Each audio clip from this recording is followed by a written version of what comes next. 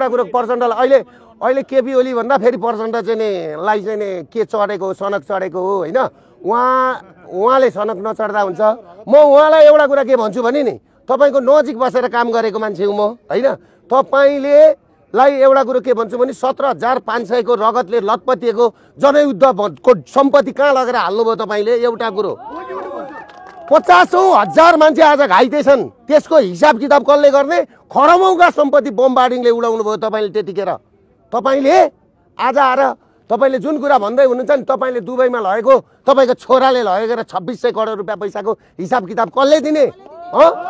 कसले दिने? तपाईले स्विजरल्यान्डमा घर किनेको छ, कुन पैसाले किन्नुभयो? अमेरिकामा घर किन्नु भएको छ, कुन पैसाले किन्नुभयो? नातिनीहरूका बिहा तपाईको चाहिँ नि 5 स्टार होटलमा गर्नुभयो। हिजो साधारण बिहा गर्दाखेरि भाटे कारबाही गर्ने तपाईँ अरूलाई रक्सी खायो भनेर तपाईको चाहिँ भाटे कारबाही गर्ने। आज तपाईका घरमा गएर अहिले खोलेर निकाल्नु पनि 1 करोडका रक्सी छन्। तपाईँ हामीलाई सिकाउने? तपाईले आफ्नो छोराको हत्याको पत्ता लाउनु भयो। तपाईँ त्यतिखेर मैसँग हुनुहुन्थ्यो र दरबार हतियार काण्डको कुरो निकाल्दै गर्दाखेरि 5 वर्षको कुरा गर्नुभयो। अहिले 18-20 वर्षसम्म कसका भेडा बाख्रा हेर्न जानुभएको थियो तपाईँहरू? किन के हेरेर बस्नुभएको थियो? अनि अहिले आएर तपाईँ है र पश्चिमाहरूको मेन डिजाइनमा है कनकुनीहरूको डिजाइनमा पर्जल शमशेरको डिजाइनमा तपाईँहरूकै डिजाइनमा तपाईँको राज दरबारको वंशनाश गरियो। तपाईहरु अनि त्यहाँबाट अहिले आएर राजालाई दोष लाउने?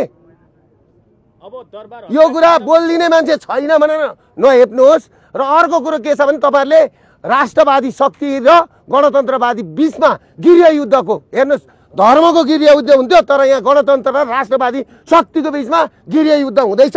गृह युद्धको लागि तपाईहरुले यो वातावरण बनाउनु हुँदैछ। त्यसकारणले म तपाईहरुलाई के भन्छु भने जसरी राजाले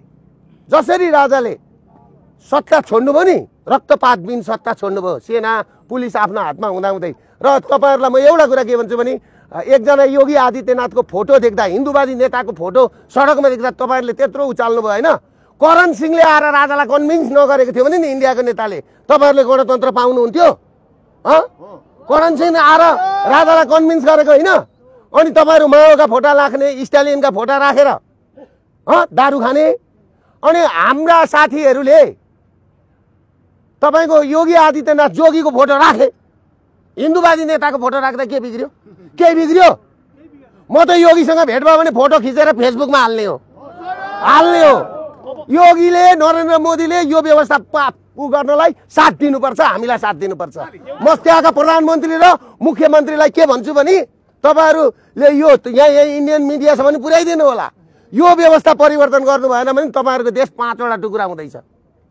5वटा टुक्रा हुँदैछ। किनभने नि युरोपियन युनियनको र युएसआइडी को फन्डिङमा यहाँ राज संस्था सिद्ध्याउने काम भयो, हिन्दू सिद्ध्याउने काम भयो र क्रिस्चियनिटी बढाउने काम भयो। क्रिस्चियनहरुको इपी सेन्टर बन्यो यो देश। यसको कारणले आज मणिपुरमा आगो लागेको छ। मणिपुर छुट्टिँदैछ क्रिस्चियनहरुको राज्य बनाउनलाई। र अर्को डिजाइन के छ? यो पहाडी भूभाग सिक्किम हुँदै मणिपुरसम्म चाहिँ क्रिस्चियन राज्य बनाउने यिनको ठुलो ग्रान्ड डिजाइन थियो। ग्रान्ड डिजाइन त्यो अहिले असफल बनाउनको लागि तपाईको भारतले यिनीहरूलाई खुलेआम बनाउन भारतले हामीलाई यो व्यवस्था परिवर्तन गरेर साथ दिनुपर्छ। साथ दिएन भने नि भारतको आफ्नै देश टुक्रिन्छ। यो कुरामा क्लियर हुँदा हुन्छ।